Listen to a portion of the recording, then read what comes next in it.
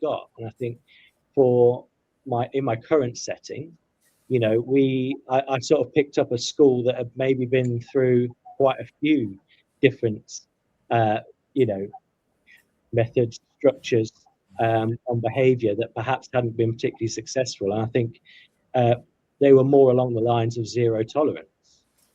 And I think the school that I inherited, the whole community, you just were not bought into that, didn't understand it, and were quite against it. And you've got to really, as a leadership team, you've got to look at that and think, how are we going to work together? What is it? What is that that's going to shift it? And for us, it was that reward over sanction policy. It's quite a brave move, I think.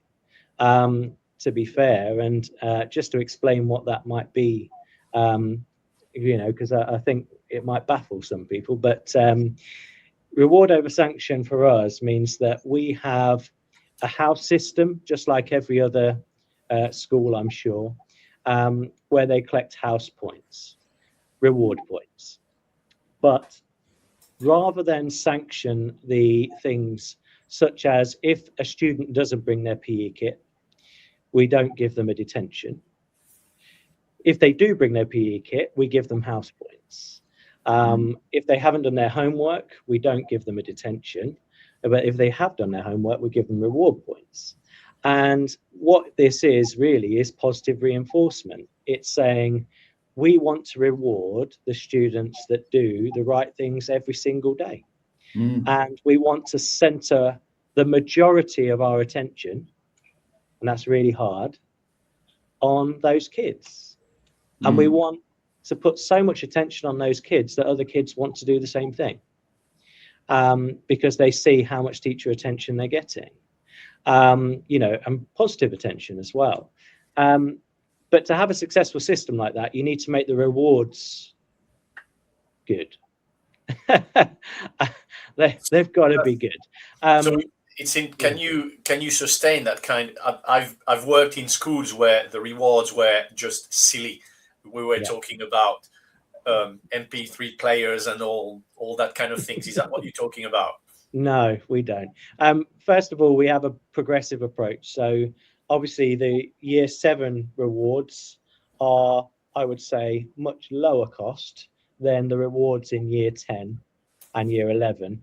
And what we do is we sort of build up that as we go through. So it's never the same thing as they go through the year groups. But and Tony will know this because I did try and do something very similar with him. But bronze, silver, gold, platinum, and then diamond in terms of the number of points. So it's 1,500 for a bronze, it's 5,000 for diamond. And at each point, so diamond in year 7, 8, 9, and 10 is the reward trip. So if they get that, they get to go at the end of the year and we will pay for that trip.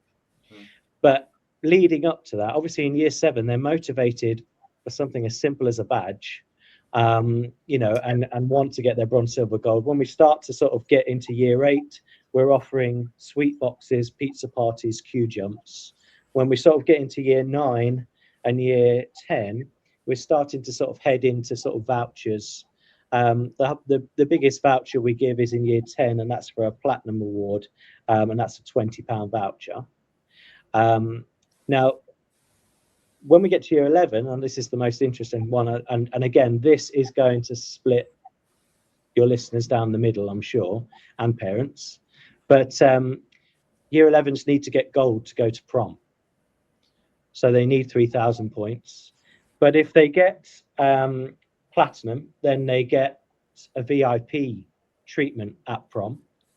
And if they get diamond, we will pay for their ticket to go to prom. And for a community like ours, and we have quite a high level of disadvantage, that is real reward. And it is sustainable. It is sustainable because we're not just giving these points out willy-nilly. They have to work for them. And they really do. And again, we're able to use this system because the students are so bought into the system.